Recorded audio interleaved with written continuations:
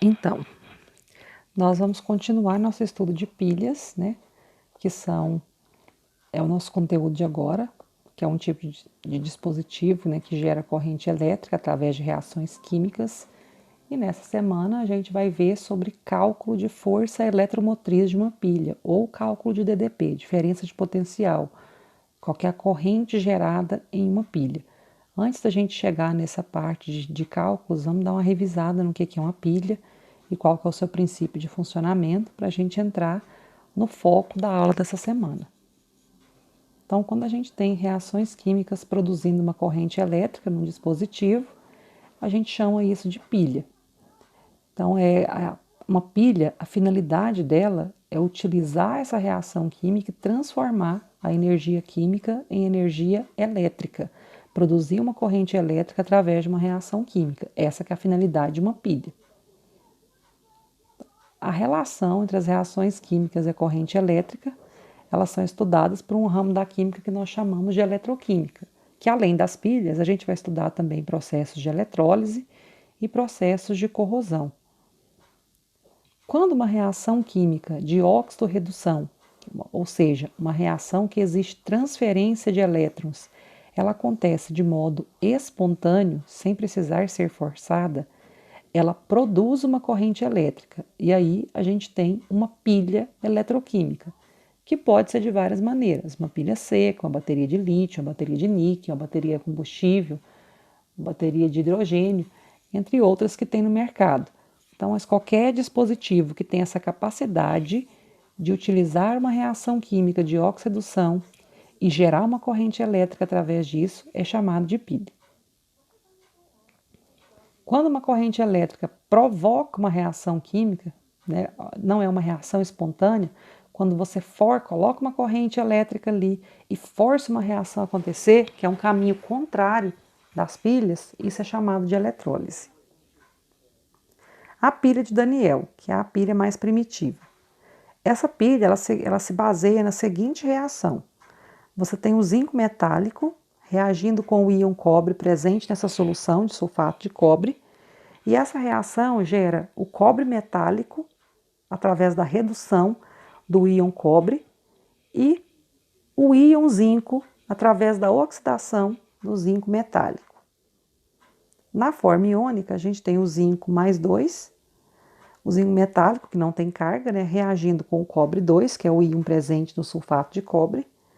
Vai acontecer uma transferência de elétrons, onde o zinco cede 2 elétrons para o íon cobre.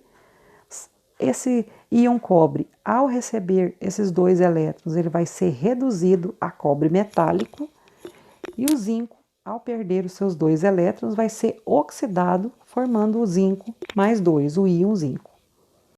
Então, Daniel percebeu que esses elétrons podiam ser transferidos da placa de zinco para os íons cobre por um fio condutor externo, e este movimento produzia uma corrente elétrica. Então, assim, ele imaginou que seria uma pilha. Foi assim que ele construiu um dispositivo que é chamado pilha de Daniel. Uma placa metálica de zinco conectada por um fio condutor a uma placa de cobre.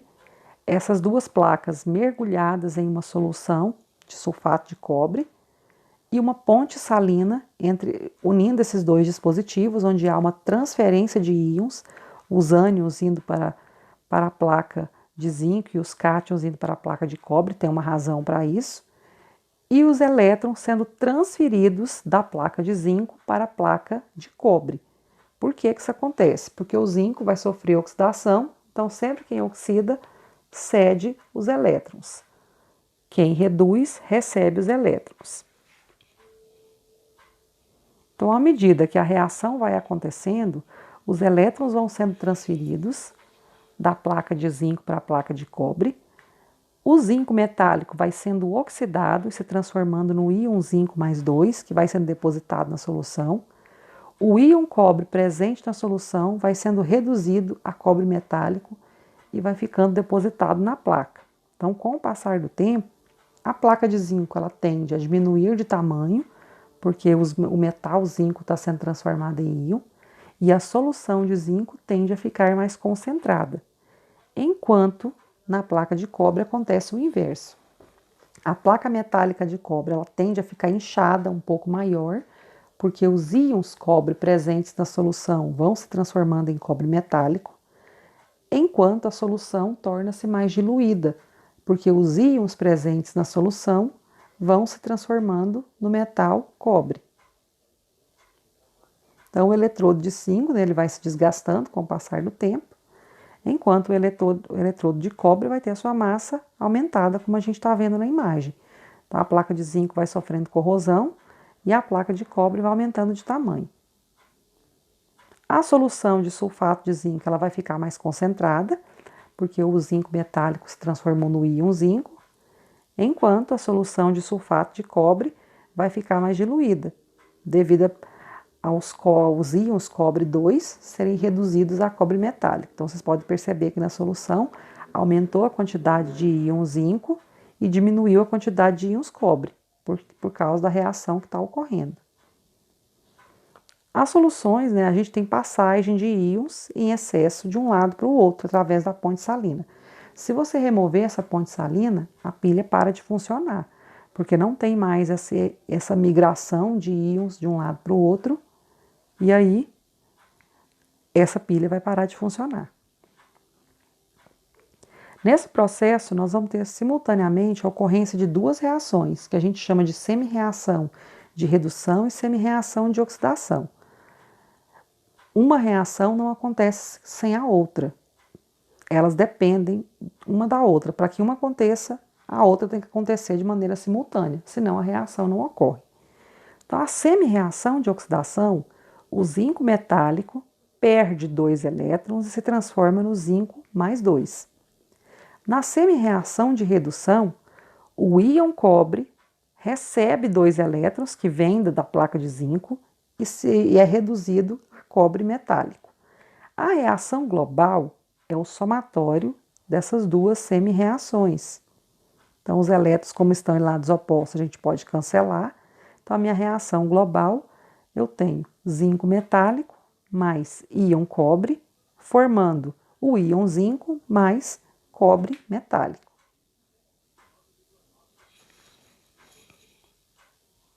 Então, o polo de onde saem os elétrons, né, onde ocorre a oxidação, ele é chamado de ânodo e corresponde ao polo negativo da pilha. Por isso que, como ele é o ânodo, recebe os ânions da ponte salina. O polo onde chegam os elétrons é chamado de cátodo, que é onde ocorre a redução, e é o polo positivo da pilha. É por onde os cátions descarregam lá na ponte salina. Nós podemos representar uma pilha sem fazer o desenho, através do que a gente chama de notação de pilha ou representação de uma pilha. Como que isso é feito? Por regra, a gente começa pelo ânodo, indicando a substância, o metal inicial e o metal final, que foi oxidado. 2 barras para separar, né, indicando a ponte salina, indicar que a gente separou o ânodo do cátodo. E o metal que vai sofrer a redução. Na pilha de Daniel, isso é representado dessa maneira. O zinco metálico, que é o zinco 0, barra, sendo transformado em zinco mais 2, as 2 barras para separar o ânodo do cátodo, e no cátodo eu tenho cobre mais 2, barra, virando cobre 0. Então, sempre que você vê essa representação, essa notação, está indicando que você tem uma pilha. Ah, como é que eu sei quem é quem? Fácil. O primeiro da fila, o que você está vendo primeiro é o ânodo, que é o metal que vai sofrer oxidação. O segundo é o metal que está sofrendo redução, que é o cátodo. Sempre vai ser assim? Sempre. Essa ordem não muda. Sempre assim. Então, vamos fazer um exercício aqui só para vocês entenderem como que isso é feito. Um exemplo aqui. Observando a pilha abaixo, uma pilha de cobalto e ouro. Quais são as semi-reações? Como é que eu vou escrever as semi-reações? Simples. O cobalto apareceu primeiro, então eu sei que ele está sofrendo oxidação. O ouro veio depois, então ele está sofrendo redução. Então, a reação de oxidação, ou semi-reação de oxidação, os elétrons têm que ir embora. Então, eu vou ter o cobalto menos 2 elétrons, porque ele vai ceder esses 2 elétrons, ou ele pode aparecer no outro lado da seta, com sinal positivo, né, que ele foi eliminado, se transformando em cobalto mais 2. O ouro está sofrendo redução, então ele vai receber elétrons. Então eu tenho o ouro mais 3, recebendo 3 elétrons e sendo reduzido a ouro metálico. A minha reação global, eu tenho que somar as duas semi-reações, só que eu tenho um problema aqui com o número de elétrons. Para que uma reação ocorra, uma depende da outra. Então, de onde o ouro vai receber esses elétrons? Do cobalto. Quem vai ceder os elétrons? O cobalto. E esse número de elétrons, eles têm que ser iguais. Como nesse caso eles não estão iguais, a gente tem que fazer um balanceamento para adequar essa quantidade de elétrons. Então, o que eu vou fazer? Eu vou multiplicar a semi-reação de oxidação por 3 e a semi-reação de redução por 2. Sendo assim, eu vou ter um número de elétrons iguais, né? Porque 2 vezes 3, 6. 3 vezes 2, 6. Agora sim eu adequei o número de elétrons. Então, eu vou ter o número de elétrons em quantidades iguais, então eles podem ser cancelados. Minha reação global, 3 cobalto metálico mais 2 íons ouro 3, formando 3 íons de cobalto 2 mais 2 ouro metálico. Quem sofre oxidação? Muito fácil, é sempre o primeiro da fila. É quem está aparecendo primeiro, que é o ánodo da pilha. Nesse caso, o metal cobalto. Preste atenção nisso, que isso aqui tem um problema. Tem gente que se empolga, vai lá na pilha, é o cobalto. Aí responde, quem sofre oxidação é o cobalto mais 2. Não. Quem oxida é o primeiro, é o cobalto metálico, sem essa carga mais 2. Esse CO mais 2 já é o cobalto oxidado. Quem sofre redução? Quem vai reduzir é o íon. Então, é o íon ouro mais 3, porque o ouro metálico já é o ouro reduzido. Então, preste atenção nisso. Quem sofre oxidação é o primeiro. Quem sofre redução é o primeiro. Qual que é o eletrodo positivo ou cátodo? O cátodo é o metal que sofre a redução. Então, nesse caso, é o ouro. Qual que é o eletrodo negativo ou o ânodo? O eletrodo que sofre a oxidação, que nesse caso é cobalto. Que eletrodo será gasto? Ou seja, aquele metal que vai ficar desgastado com o tempo. É quem sofre oxidação, que é o cobalto. Qual dos eletrodos terá sua massa aumentada? Aquele que incha é o que sofre a redução, que nesse caso é o ouro. Tem outro exemplo aqui. Podemos dizer que na célula eletroquímica, então de novo a gente tem uma pilha que é constituída por magnésio e ferro. O magnésio está oxidando, o ferro está reduzindo. Aí ele dá as afirmações. O magnésio sofre redução. Errado. O magnésio está sofrendo oxidação. O ferro é o ânodo. Errado. O ferro é o cátodo, porque ele está sofrendo redução. Letra C. Os elétrons fluem pelo circuito externo do magnésio para o ferro. Está certo? Como o magnésio está sofrendo a oxidação, os elétrons saem dele e vão em direção ao ferro. Letra D. A dissolução do eletrodo de ferro. Errado. O ferro está reduzindo, ele vai inchar. Quem vai dissolver é o eletrodo de magnésio. Letra E. A concentração da solução de magnésio diminui com o tempo. Errado. Como o magnésio metálico está sendo oxidado, a concentração da solução vai aumentar. Então, a alternativa correta é a letra C. Os elétrons fluem pelo circuito externo do magnésio para o ferro. As relações existentes entre os fenômenos elétricos e as reações químicas são estudadas na... Muito simples, né? Eletroquímica. O polo onde saem os elétrons em uma pilha onde saem os elétrons é o ânodo. Os metais que fazem parte de uma reação de óxido-redução têm uma tendência de ceder ou receber elétrons. Agora, essa parte vai ficar interessante, que é o que a gente não viu ainda. Que a gente viu uma pilha que sofre oxidação e redução, mas a gente ainda não tinha entendido por que aquele metal reduz ou ele oxida. Tem uma razão para isso? Sim, que é o que a gente chama da tendência dele de ceder ou receber elétrons. Essa tendência ela é chamada de potencial do eletrodo, que é o E, que é medido em volts. Ela pode ser dada o potencial padrão de redução ou o potencial padrão de oxidação. Sempre esses valores, numericamente, eles são iguais. Se eu pegar, por exemplo, o potencial padrão do cobre, vai ter o valor em volts numericamente iguais para redução e para oxidação. Só que, quando o metal tem uma tendência maior de reduzir, ele vai ter o potencial padrão de redução positivo. Se ele tem uma tendência maior em oxidar, o seu potencial padrão de redução é negativo. Então, eles sempre vão ter os valores numericamente iguais, mas com os sinais invertidos, porque uma reação é espontânea e a outra não. Quanto maior for a medida do potencial de oxidação, maior é a tendência desse metal de oxidar, ou seja, ceder elétrons. Quanto maior for a medida do potencial de redução, maior é a tendência desse metal de receber elétrons ou de reduzir. Onde que eu vou achar esses valores? Eu tenho que decorar? Não. Esses valores são tabelados, eles são dados para você. Você acha num livro, na internet. No livro de vocês ele aparece, então você não tem que saber este de cor.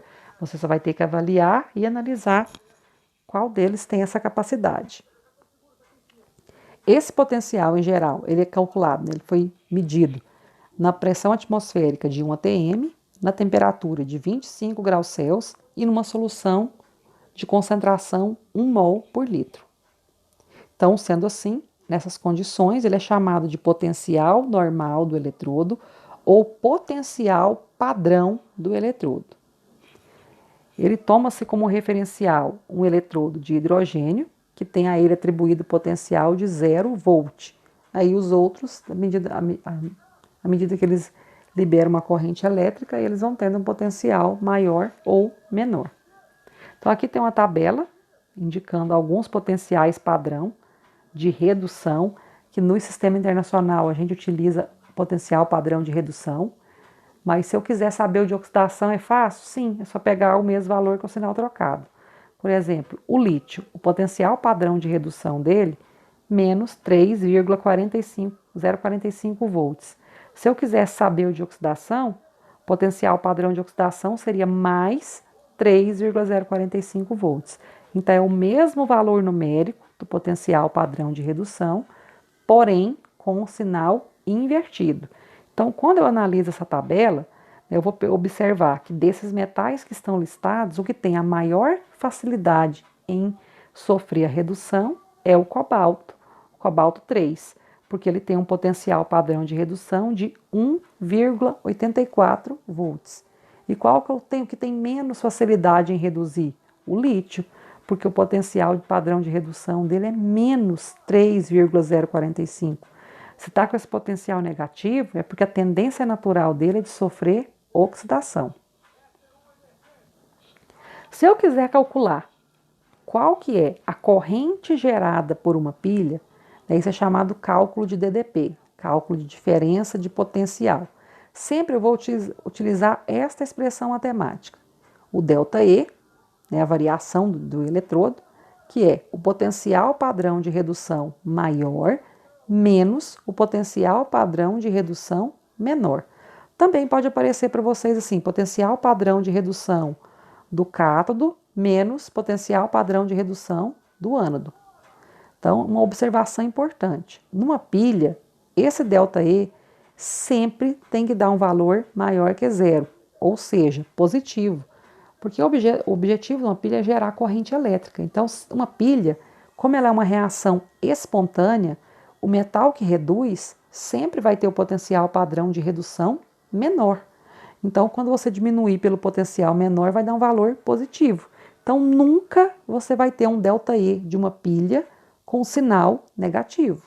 Se você calculou o ΔE de uma pilha e encontrou um sinal negativo, está errado sua conta, você inverteu os valores, você inverteu quem oxidou e quem reduziu. Então pode refazer porque está errado. Sempre tem que dar um valor positivo. Então como que isso é feito? Para a pilha de Daniel, eu tenho aqui o zinco, ele vai sofrer a oxidação e o cobre vai sofrer redução. Ah, como é que eu sei disso? Ele me deu o potencial padrão de redução dos dois metais. Então, quando eu analiso do zinco, o potencial padrão de redução dele é menos 0,76. Então, está na cara que ele não tem tendência de reduzir, ele tem tendência de oxidar. Enquanto o cobre tem um potencial padrão de redução mais 0,34. Então, ele tem facilidade de reduzir. Então, quando eu analiso o potencial padrão desses metais de redução, já tem como eu saber de cara quem está reduzindo e quem está oxidando. O que tem o potencial padrão de redução maior vai reduzir, o menor vai oxidar. Então, como o cobre tem um potencial padrão de redução maior, ele vai receber os elétrons, ele tem uma tendência de receber elétrons, vai sofrer a redução e o zinco vai perder os elétrons, sofrendo a oxidação. Se eu quero calcular aqui a minha reação global, e para mim calcular esses valores, eu posso fazer assim também. Potencial padrão de redução mais potencial padrão de oxidação. Lembra que eu falei para vocês, potencial padrão de oxidação é o mesmo valor numérico com sinal invertido. Então, no caso do cobre, está reduzindo? 0,34 positivo. O zinco, ele vai oxidar o potencial padrão de oxidação mais 0,76. Mas se você colocasse naquela fórmula matemática que eu coloquei para vocês, você ia achar o mesmo resultado, porque ia ficar 0,34 menos 0,76. Então, você ia fazer jogo de sinal, menos com menos dá mais. Ia acabar somando os dois de qualquer jeito. Então, a pilha construída com os eletrodos de zinco e de cobre, ela gera uma voltagem de 1,10 volts. Então, observe que o ΔE dá sempre um valor positivo. Numa pilha, nunca esse valor vai dar negativo. Então, aqui tem um exemplo. Conhecendo as seguintes semi-reações e os seus potenciais padrão de redução abaixo, determine a DDP, ou seja, a diferença de potencial da pilha formada pelos eletrodos de estanho e prata. O estanho tem um potencial padrão de redução menos 0,14, então se está negativo ele tem tendência de oxidar, e a prata mais 0,80, então a prata vai reduzir.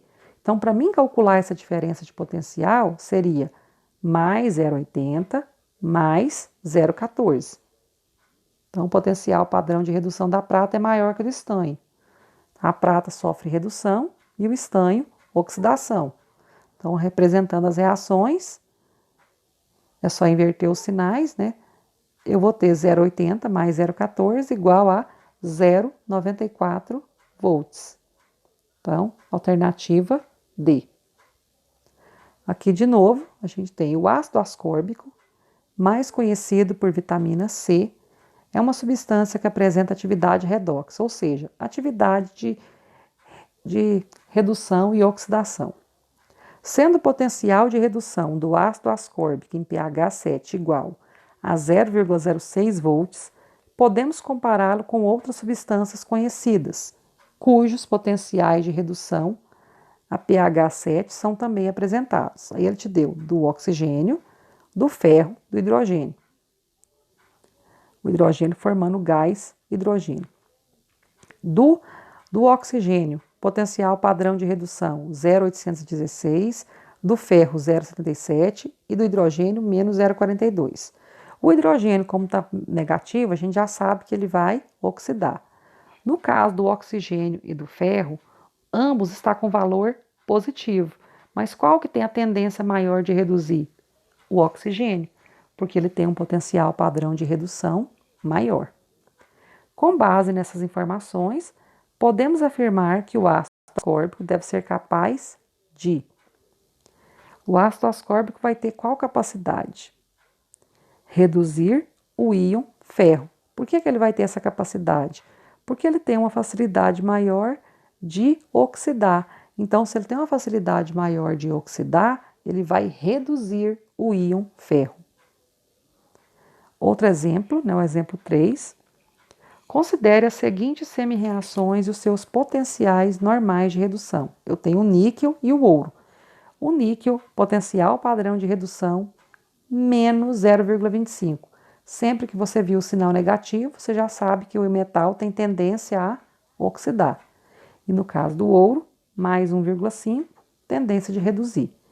A pilha formada pela junção dessas duas, você vai somar. Troca o sinal do negativo, então 1,5 mais 0,25. Que eu vou ter um potencial de 1,75 volts.